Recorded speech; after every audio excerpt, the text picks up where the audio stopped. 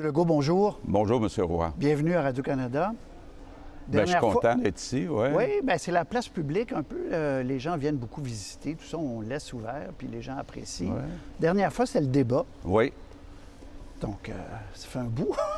Ça fait un petit bout, mais on s'est vu dans une école après. On s'est vu pour Nordval. Oui, nous, on s'est vu pour Nordval. J'essaie de venir vous voir de temps en temps. C'est très bien. M. Legault, les gens, à peu près tous les analystes le disaient, ça allait mieux. Vous remontiez dans les sondages. Vous aviez arrêté la chute. Vous jouiez à ça peut-être quand vous étiez petit, serpent échelle, là, tu sais. Ouais. Tu montes, tu descends.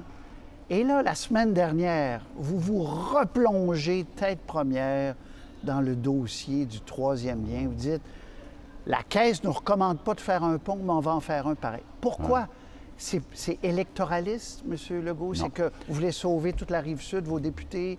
Non. On a un dossier où c'est pas noir ou blanc. Il y a des pour, il y a des contre à faire un troisième lien qui, dans le fond, est un deuxième lien pour les camions. L'année passée, on avait fait le choix, parce qu'après la pandémie, il y a eu une baisse de l'achalandage. Et c'est ce que la Caisse de dépôt dit aussi, c'est que l'achalandage éventuel ne justifie pas d'ajouter un lien, donc un pont entre Québec et Lévis. Par contre, puis la Caisse de dépôt le mentionne, il y a juste un pont qui accepte les camions, qui est le pont Pierre-Laporte. C'est un pont qui a 54 ans, c'est en bon état. Mais c'est jeune pour un pont. Là. Je l'ai dit à votre ministre la semaine dernière. Oui, mais quand on calcule combien de temps ça prend construire un pont, là, il va vieillir. Et ce qu'il faut penser, là, puis quand on regarde ce qui est arrivé avec Hippolyte Lafontaine, ce qui est arrivé avec le pont sur l'île d'Orléans, avec l'île aux Tourtes, il ne faut pas attendre à la dernière minute. Et là, il faut comprendre que... Puis là, on dit, je voyais des analystes dire, oh, mais on ne va pas dédoubler tous les ponts. Écoutez, il n'y a pas beaucoup de ponts comme entre Québec et Lévis qui servent toute la Rive-Sud jusqu'en Gaspésie, 10 500 camions par jour. Puis si le pont est fermé, il faut aller passer à Trois-Rivières. C'est pas sérieux là, pour une ville de la grosseur de Québec de dire il n'y a pas un pont alternatif. Donc, pour des questions de sécurité économique, on a choisi de faire le pont. C'est ça. Mais, oui. M. Legault, vous êtes conscient que non seulement la Caisse, en dernier, vous a dit que vous n'en avez pas besoin pour la mobilité, parce qu'autrefois, souvenez-vous, M. Drainville, en campagne électorale, vous disiez il y a du trafic à Québec, ça n'a pas de bon sens, puis il faut donner un bon service aux gens de la Rive-Sud, ce qu'on peut comprendre. Mais là, les gens disent on n'a pas besoin pour la mobilité. Ce concept-là de sécurité économique, il est totalement nouveau là, dans le décor. Bon, d'abord, quand M. Drainville disait il y a du trafic, jusqu'à la pandémie, avant qu'on commence à faire beaucoup de télétravail, il y avait de l'achalandage. Là, l'étude qu'on a eue le printemps 2023 nous dit qu'il y a eu une baisse d'achalandage. Pour des raisons d'achalandage, c'est pas justifié d'ajouter un pont. Par contre... Mais c'est pour ça qu'on fait un pont d'habitude. Oui, bien oui, mais il y a aussi des camions. Sur le pont de Québec, les camions ne passent pas. Il y a juste un pont où les camions passent, puis ils passent 10 500 camions par jour. Donc, pour des raisons économiques, c'est un risque énorme de dire, si le pont ferme, tous les camions vont devoir aller passer par Trois-Rivières. C'est pas raisonnable. Le ministre Duclos a jeté un pavé dans la mare, c'est le cas de le dire. Là, il dit, on peut abaisser le tablier du pont de Québec.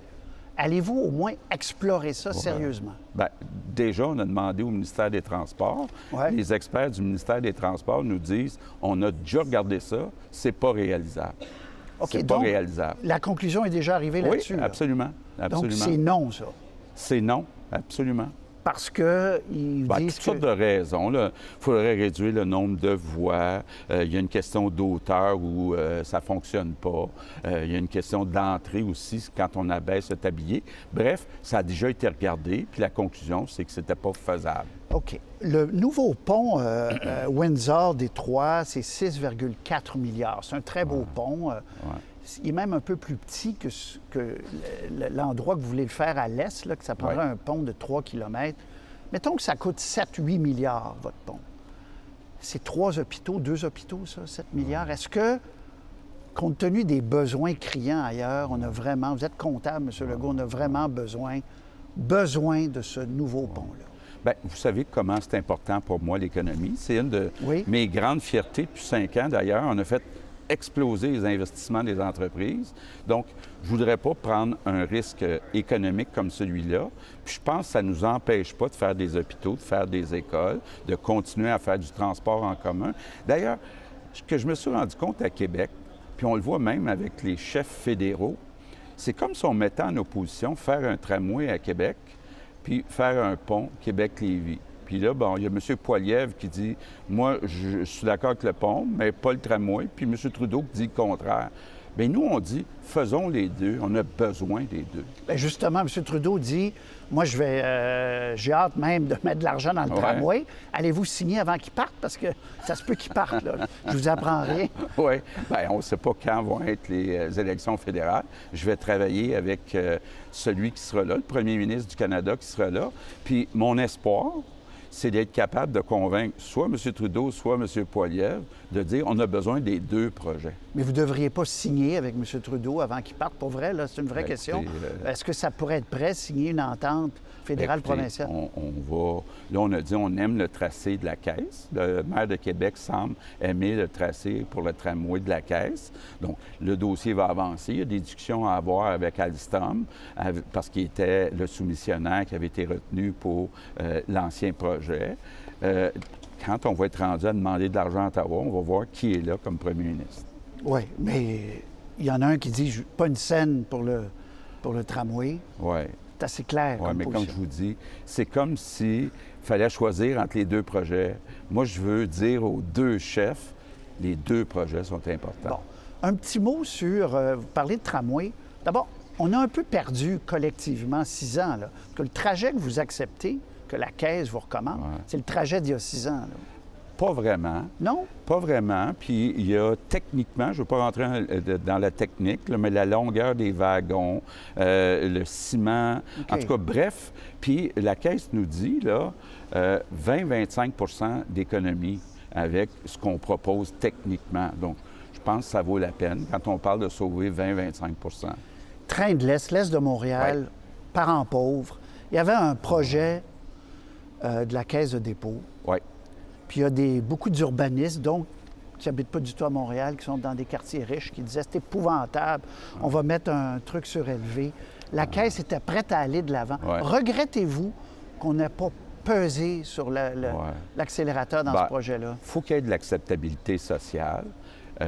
La RTM vient de déposer un projet, un nouveau projet, avec un nouveau tracé, un projet qui aboutit à Repentigny, donc dans la Naudière, et ça semble être un beau projet. Donc, mais qui ne va pas au centre-ville.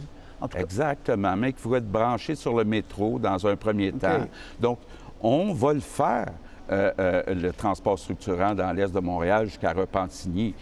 Mais je pense que c'est important d'avoir une certaine acceptabilité sociale. Très bien. Donc, pour conclure sur le pont, on va passer à autre chose. Vous dites, même si les études de faisabilité, parce que là, vous dites, on n'a plus besoin d'études, mais ce que vous vouliez dire, c'est plus besoin d'études sur l'achalandage. Il va y avoir des études sur est-ce qu'on peut faire un pont à Auban, est-ce qu'il faut mettre des piliers. Le fleuve est à 50 mètres, là, c'est magnifique. Même si ça coûte une fortune, vous dites, moi, je vous dis, il va y avoir un pont, là. Mais écoutez, il faudra un pont un jour. Donc, moi, je pense qu'il faut y aller maintenant, mais je pense qu'on ne peut pas se permettre d'avoir 2 vieux ponts, un à côté de l'autre, dont juste un accepte les camions. Donc, il va falloir regarder techniquement comment on le fait avec les meilleurs experts. Mais vous voulez toujours vous représenter, M. Legault? Donc, absolument. Vous allez être en campagne électorale. En campagne électorale, quel élément? Parce que les gens de Lévis, mettez-vous à leur place, ils ne vous croiront pas, là. Donc, qu'est-ce que vous mettez sur la table pour qu'ils vous croient? OK. Bien, là, j'ai 2 ans et demi. C'est pas comme si l'élection était demain matin. J'ai encore 2 ans et demi pour leur prouver que le dossier avance. Donc, je ne veux pas commencer à m'imposer des dates où telle étape sera arrivée, mais dans 2 ans et demi, je suis capable d'en faire beaucoup pour avancer puis les convaincre que ça va se faire. Oui, mais ça va être un dessin. Il n'y aura pas de pelleté de terre, évidemment. Écoutez, on va voir, est-ce qu'on est capable de donner un contrat? On va voir comment on est capable. Moi, je veux le faire correctement, mais le plus vite possible. Très bien. L'autre gros dossier que vous avez eu à gérer, c'est l'immigration avec M. Trudeau, entre autres. Vous avez eu des rencontres. Vous dites qu'il y a trop d'immigration temporaire. Or, ce matin, je lis sur notre site, vous avez peut-être lu ça ce matin, Romain Chouet, qui dit « Aucun gouvernement dans l'histoire du Québec n'a fait autant d'efforts pour aller recruter des travailleurs temporaires à l'étranger depuis que vous êtes au pouvoir, depuis 2018. Il n'y a pas une contradiction quand même. Vous dites aux gens, venez-vous-en, venez-vous-en. Là, vous dites, oui, mais il y en a trop. OK. D'abord, actuellement, il y a 560 000 immigrants temporaires. Le programme dont parle M. Chouet, c'est le PTET, qui est contrôlé par le Québec. Le seul qui est contrôlé par le Québec, c'est 60 000. OK? C'est 60 000 travailleurs temporaires. Il y en a beaucoup en agriculture. On est allé en recruter, entre autres, des infirmières. Donc, c'est des programmes où il y a quand même un nombre limité dans des secteurs où on en a vraiment besoin. Mais quand on regarde les 560 000, bien, d'abord, il y a 180 000 demandeurs d'asile. La moitié de ceux qui sont arrivés. Je vais y revenir de demandeurs d'asile, mais je vais les séparer pour qu'on comprenne. Il y a, du côté des travailleurs temporaires acceptés par le fédéral, plus de 200 000. Donc, faisons attention, là, mais dans notre programme... Dans votre cours, allez-vous réduire? C'est oui, ça? On regarde ça. Parce que vous dites les catégories d'Ottawa, 50 de réduction, demandeurs d'asile, puis leur programme de travailleurs temporaires. Mais dans vos catégories étudiants étrangers, vous êtes passé, juste un seul chiffre, votre PTET, là, il est à peu près à 8 000 en 2017, il est à 59 000. Vous avez augmenté beaucoup aussi, vous? Oui, effectivement. On va regarder. Nous, on a deux catégories. Il y a 60 000 travailleurs qu'on contrôle, puis 117 000 étudiants. Exact. OK? Bon, les étudiants, c'est le fun d'avoir des jeunes diplômés au Québec qui, après leurs études, restent au Québec. Mais, malgré ça, on est en train de regarder pour réduire le nombre. Dans le programme pour les travailleurs, on va regarder pour réduire le nombre. Mais mon objectif, c'est que dans les 560 000, où le 2 tiers sont choisis par Ottawa, il y a une réduction de 50 parce qu'on n'y arrive plus. On n'y arrive plus. Ce qui met beaucoup de lourdeur sur les services sociaux, c'est les demandeurs d'asile. Vous le répétez souvent, effectivement. Bien, même les travailleurs temporaires. Oui, mais eux, ils travaillent, donc en principe, ils participent. Pas tous. Ceux qui sont pour le gouvernement du Québec, il doit y avoir un contrat avec une entreprise. Avec le fédéral, c'est souvent des contrats ouverts. On ne sait pas s'ils travaillent. Mais on peut supposer que la plupart travaillent. C'est des travailleurs. Mais OK, mettons qu'il y en a qui ne travaillent pas. Oui. Mais les demandeurs d'asile, c'est un poids pour les logements, pour les écoles, pour tout. Hein? Je vous donne tout le pouvoir demain matin. Là. Vous avez le pouvoir. Le Québec a le pouvoir sur les demandeurs d'asile. Qu'est-ce que vous faites pour réduire ça de moitié concrètement? Bon. Ils arrivent à l'aéroport. Oui. Bon. D'abord, c'est pas normal que le Québec, qui représente 22 de la population, en reçoive 50 Bon.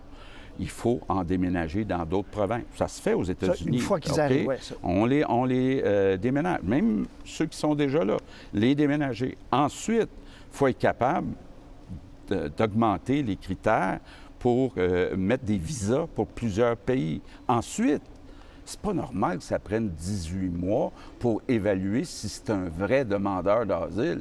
Il faut réduire le délai là, à peu près 5-6 mois, à savoir, est-ce que c'est vraiment un demandeur d'asile ou c'est juste... c'est même pire que ça, c'est jusqu'à 3 ans, là, des fois. Bien, c'est 18 mois minimum. C'est ça. Mais vous avez demain matin le Québec a demain matin tous les pouvoirs en demandeur d'asile. Qu'est-ce que vous faites, vous? Il faut en envoyer dans d'autres provinces. Il faut être capable de réduire le nombre de moitié. Parce que, je vous donne juste un chiffre. On est à 560 000 immigrants temporaires. Ça a doublé depuis 2 ans. Ça a doublé depuis 2 ans. Mais vos catégories aussi, là, M. Legault. Je répète, je suis fatigant, mais vos catégories aussi. D'abord, nos catégories d'étudiants n'ont pas beaucoup augmenté. Le PTET a augmenté, entre autres en agriculture, c'est vrai, mais c'est juste 60 000. Mais il y a eu une explosion du côté du fédéral et on ne peut plus arriver. Je vous donne un chiffre. Depuis 2 ans, on a eu une augmentation de 270 000 personnes immigrantes temporaires.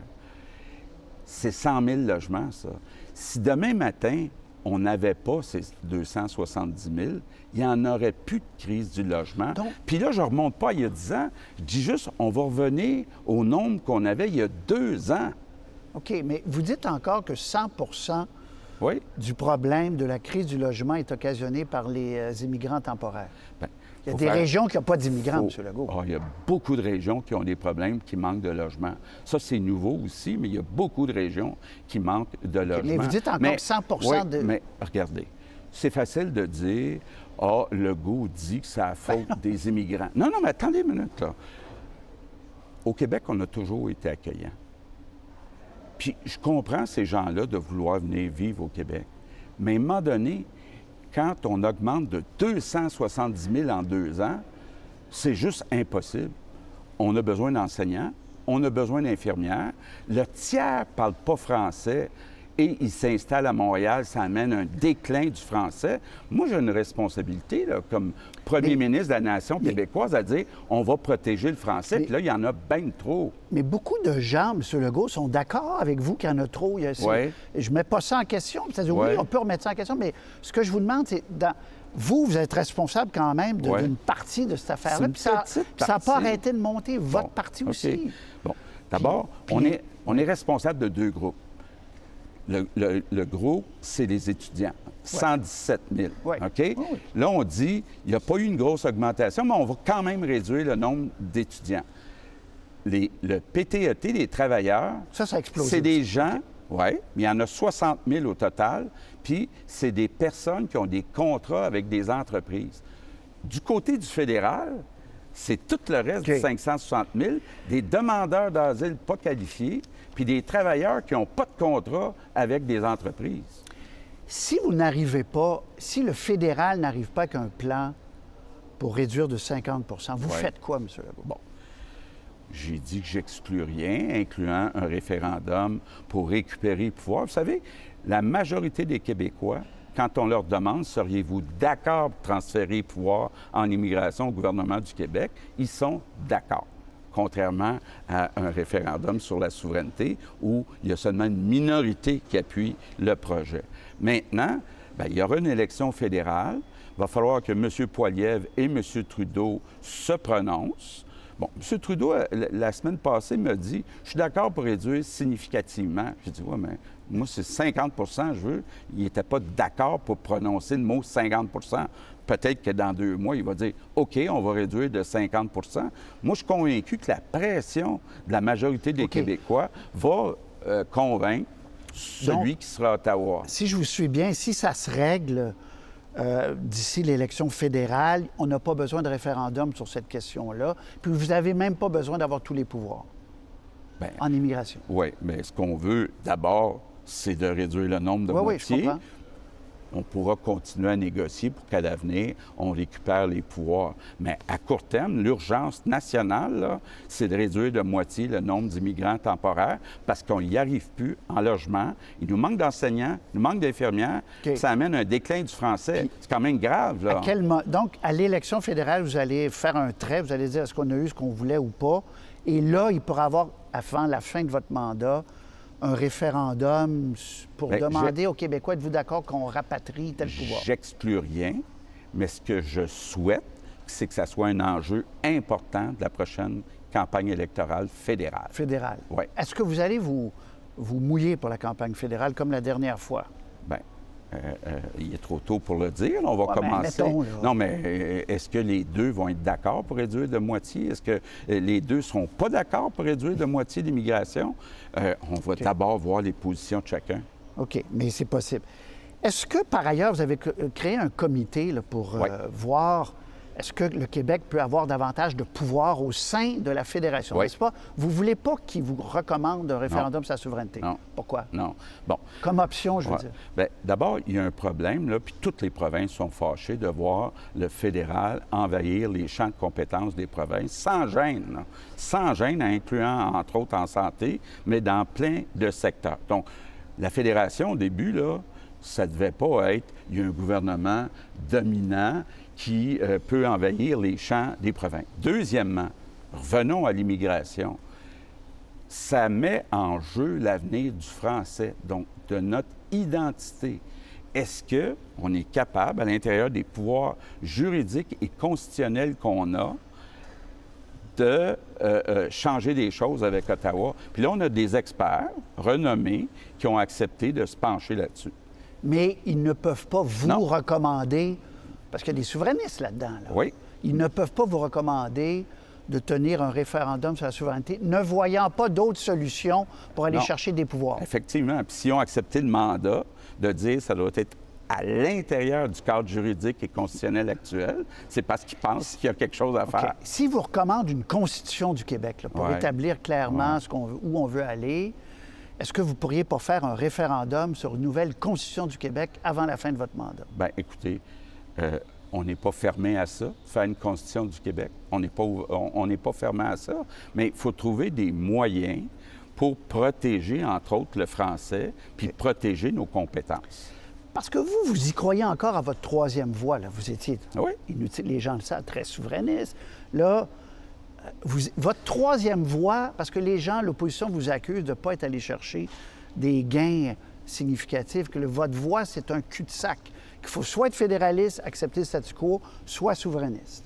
Vous dites on peut être encore au Ouais. milieu. Bon, d'abord, on a fait des gains. Prenons la loi 21 sur les signes religieux, c'est un gain. La loi 96, puis dans les deux cas, on a utilisé ce qu'on appelle la clause non-obstant. Donc, on a réussi à obtenir des pouvoirs. Maintenant, on a un gros problème avec l'immigration. Donc, j'en conviens qu'actuellement, ça va être un enjeu très important pour savoir si effectivement on est capable d'avoir une troisième voie, d'être capable de convaincre le Canada de respecter la nation québécoise. Puis ça, on n'est pas capable. Moi, je prends Vous pour revenez acquis- souverainiste? Bien, écoutez, d'abord, il n'y a Non, mais pas une majorité de Québécois qui souhaitent la souveraineté du Québec. Puis la pire chose qui pourrait arriver, là, c'est de perdre un troisième référendum sur la souveraineté du Québec. Quand on demande aux Québécois, êtes-vous d'accord pour récupérer les pouvoirs en immigration, ils sont d'accord. À un moment donné, il va falloir que quelqu'un accepte au fédéral la volonté de la majorité des oui. Québécois. Mais vous Mais êtes... ça va prendre peut-être du temps. Là. Mais vous êtes rationnel, vous voyez, et ça prend toujours un plan B. Si quelque chose ne marche pas, il faut qu'il y ait une porte de sortie. Oui, mais il faut être crédible aussi en même temps. Puis nous, dans l'article 1 de la CAQ, on dit que c'est à l'intérieur du Canada. Puis c'est comme ça OK. qu'on a réussi à rassembler les Québécois. Puis c'est pas le temps de diviser les Québécois. C'est le temps de rassembler les Québécois si on veut gagner avec Ottawa. Donc, vous dites que c'est dangereux, le projet de Paul Saint-Pierre Plamondon actuellement, pour Perdre l'avenir un du Québec. troisième référendum, c'est irresponsable. C'est irresponsable. Puis le gagner, c'est pas possible. Les Québécois sont pas là. Non seulement... Vous êtes sûr de ça? Ah oui, puis non Même seulement... après une campagne? Même les souverainistes, il y en a beaucoup qui ne veulent pas de référendum parce qu'ils disent que c'est pas le temps de diviser les Québécois. Donc, s'il y a un prochain, mettons qu'il y a un prochain référendum, vous votez oui On ou n'en non? veut pas, on n'en veut pas. OK. On n'en veut pas. Votez oui ou non? J'en veux pas. J'en veux pas. M. Legault, très rapidement, des rafales. Alors, vous dites, vous vous représentez. Ça, c'est Oui, réglé? oui, oui, c'est 2026, vous êtes candidat. Oui. Vous n'avez pas peur de l'usure? On a vu les leaders du G7. Il n'y en a pas un qui est populaire. M. Trudeau, on n'en parle même pas. Là, les sondages baissent à vue d'œil. L'usure vous fait pas peur? Oui. Bien, il y a plusieurs choses. Hein? Il y a beaucoup de chefs dans le monde qui souffrent de l'inflation très élevée qui a affecté la Oui. capacité quand on va faire son épicerie, son logement, etc. Donc, mais il reste encore du travail à faire. Moi, là, j'ai un combat à mener avec les médecins de famille, avec les infirmières, pour être capable d'améliorer le réseau de la santé. J'ai besoin de temps encore pour faire ça. Allez-vous rester debout devant les médecins de famille qui doivent voir plus de patients? Vous le savez, vous avez été Oui, ministre. oui, absolument. Vous allez vous tenir debout? Vous allez appuyer Mme Lebel? Absolument. Je vais appuyer Christian Dubé puis Sonia Lebel. On n'arrivera jamais au Québec à améliorer de façon importante le réseau de la santé si on n'a pas une vraie prise en charge par les médecins de famille. Puis je sais que le syndicat des médecins de famille est puissant. Ça Et va a fait plier tous les premiers ministres. Et a fait plier tous les premiers ministres, incluant Philippe Couillard, puis Oui. c'est Gaétan Barrette qui le dit. Et nous, on Vous? va résister. On va résister. Je vais les appuyer jusqu'au bout, mais je sais que ça va prendre plusieurs mois, puis ça va être dur. Pas de remaniement, Non, pas de remaniement. Je suis satisfait de mon équipe. tout va bien. Nordique, c'est la finale de la Coupe Stanley demain. Est-ce que c'est réaliste d'imaginer un PKP+, passez-moi l'expression, mais Pierre-Carl Péladeau, avec d'autres poches profondes pour faire une offre à la Ligue nationale? Est-ce que vous y croyez encore au retour des Nordiques? Bref. Bon. D'abord, on a bâti, là, quand je dis on, c'est des gouvernements précédents, un amphithéâtre de 400 millions pour avoir une équipe professionnelle. Deuxièmement, notre ministre des Finances a rencontré M. Bettman. Peut-être pas à court terme, mais d'ici quelques années, on peut penser à une expansion. Une équipe, ça va coûter plus qu'1 milliard. Ce que je comprends, c'est que M. Péladeau n'est pas prêt à mettre 1 milliard, mais il y a les droits sur l'amphithéâtre. Donc, de deux choses l'une, ou M.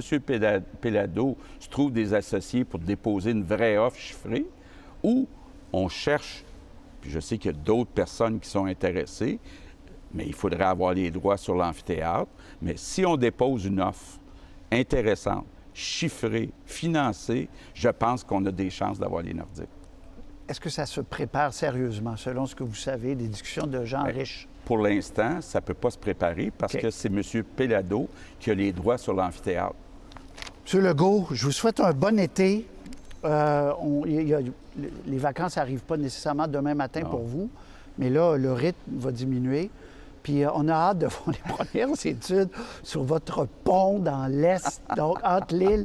Ça, dans vos mémoires, il va y avoir 2-3 chapitres sur le pont. Ouais, mais mettons que je ne suis pas venu en politique pour faire un pont, mais quand je regarde l'économie, je suis tellement fier de voir qu'on a augmenté de plus de 40 les investissements des entreprises. Ça va amener le retour des grands chantiers chez Hydro-Québec. Puis je vous prédis, M. Roy, un boom économique dans les prochaines années. Je vais pas mal penser plus à ça qu'au pont. M. Legault, merci beaucoup. Merci, M. Roy.